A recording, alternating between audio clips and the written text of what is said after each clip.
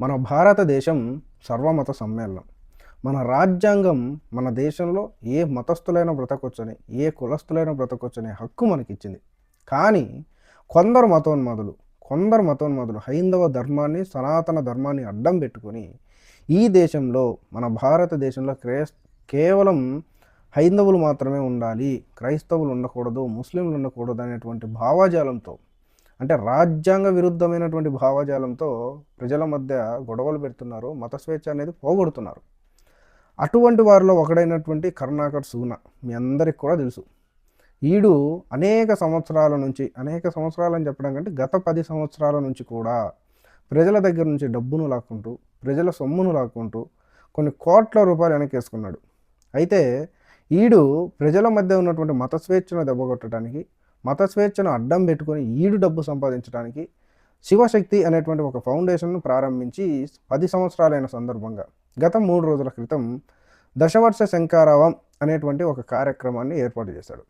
ఈ కార్యక్రమం కోసం ఆన్లైన్ ద్వారా ప్రజలకు కొంచెం లెక్కలు కూడా చెప్పాడు. అదేంటి, 20 లక్షలు ఇచ్చేవాళ్ళు ఇంతమంది ఉండాలి, 10 లక్షలు ఇచ్చేవాళ్ళు ఇంతమంది ఉండాలి, 5 లక్షలు ఇచ్చేవాళ్ళు ఇంతమంది ఉండాలి, ₹1,00,000 ఇచ్చేవాళ్ళు ఇంతమంది ఉండాలి, వేలల్లో ఇచ్చేవాళ్ళు ఇంతమంది ఉండాలి, ఇట్లా ఉంటే ఇంతమంది ఇస్తేనే ఈ కార్యక్రమం అవుతుందనేసి లెక్కలు చెప్పాడు. బోర్డు మీద లెక్కలేసి లెక్కలు చెప్పాడు. అయితే సనాతన ధర్మాన్ని అడ్డం పెట్టుకొని వీళ్ళు అడగటం వలన సనాతన ధర్మానికి డెఫినేషన్ తెలియని అనేక మంది హైందవులు, అమాయకపు హిందువులు ఈడి మాటలు నమ్మి డబ్బులు ఇచ్చారు. దాదాపు 1,50,00,000 వరకు సంపాదించాడు, 1,50,00,000 వరకు వసూలు చేశాడు అనేటువంటి ఆలోచన ఉంది, కేవలం ఈ దశవర్ష శంఖారావం ప్రోగ్రాం కోసం మాత్రమే.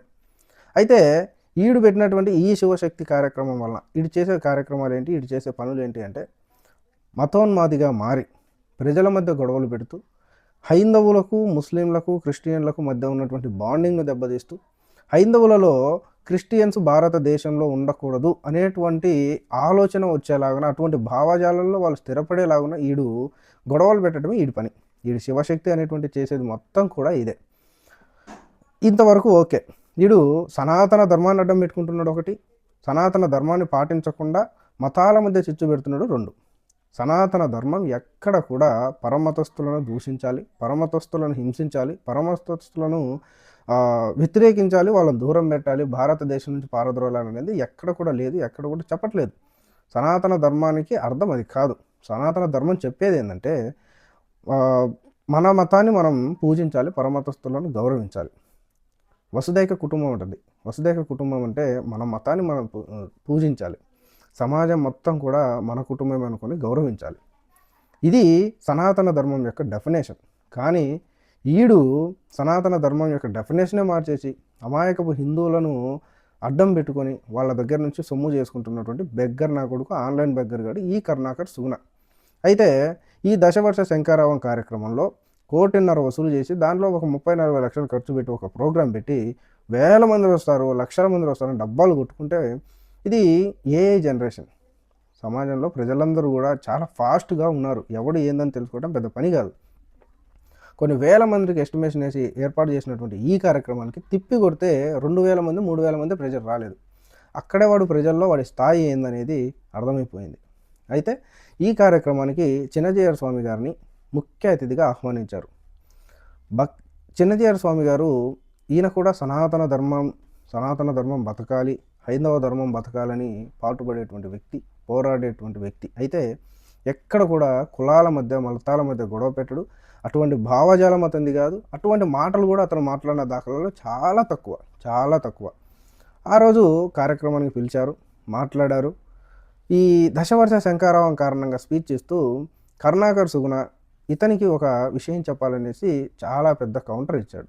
అదేంటంటే, మనము క్రిస్టియన్లకు వ్యతిరేకం కాదు, ముస్లింలకు వ్యతిరేకం కాదు, కానీ క్రైస్తవ మతాన్ని, ముస్లిం మతాన్ని అడ్డం పెట్టుకొని మిగతా వారిని అవమానించే వారికి మాత్రమే మనం వ్యతిరేకం, వారిని మాత్రమే మనము వశం చేయాలి, క్రైస్తవ మతాన్ని కానీ ముస్లిం మతాన్ని కానీ మనం అనకూడదు అనేసి ఒక క్లారిటీ ఇచ్చాడు. లేదు అలా కాదు అనేసి, అలా అంటాను అనేవాడిని నాలుకని అక్కడే నరికేయాలి అనేసి డైరెక్ట్గా స్టేజ్ మీద కరుణాకర్ సుగుణతో చెప్పాడు. ఇక్కడ మనం ఆలోచించాల్సింది ఏంటంటే మతాల మధ్య గొడవ పెట్టేది ఆ కరుణాకర్ సుగుణ, లలిత్ కుమార్. అంటే దొంగలు మొత్తాన్ని స్టేజ్ మీద కూకబెట్టి అతను వార్నింగ్ ఇచ్చాడు. ఒక రకంగా చెప్పాలండి, వార్నింగ్ ఇచ్చాడు. వీళ్ళ పరిస్థితి ఎట్లా ఉందంటే పిలిచి తన్నించుకోవటం, అంటే అతను పిలిపించుకొని మరీ తన్నించుకున్నారు. ఈ చిన్నజీయర్ స్వామి గారు భక్తికి అంధభక్తికి ఉన్నటువంటి తేడాను అక్కడ ఉన్నటువంటి ప్రజలకు సోషల్ మీడియా ద్వారా 2 తెలుగు రాష్ట్రాల ప్రజలకు క్లారిటీ ఇచ్చాడు. ఇప్పటికైనా ఈ సన్నాసి నాయలు, ఆన్లైన్ బెగ్గరగారులు మారుతారా లేదా? ఇది డౌట్ ఉన్న ప్రజలందరికీ ఉన్నటువంటి డౌట్. చిన్నజీయర్ స్వామి గారు చెప్పిన తర్వాత వీళ్ళు నిజంగా సనాతన ధర్మాన్ని నమ్మేటోళ్ళు అయితే, హైందవ ధర్మాన్ని కాపాడాలి, బతికించాలి అనేటోళ్ళే గనక అయితే, మీరందరూ పెద్దగా హైందవ ధర్మానికి పెద్దగా భావిస్తున్నటువంటి చిన్నజీయర్ స్వామి గారు చెప్పిన తర్వాతైనా మారుతారా లేదా వేచి చూడాలి.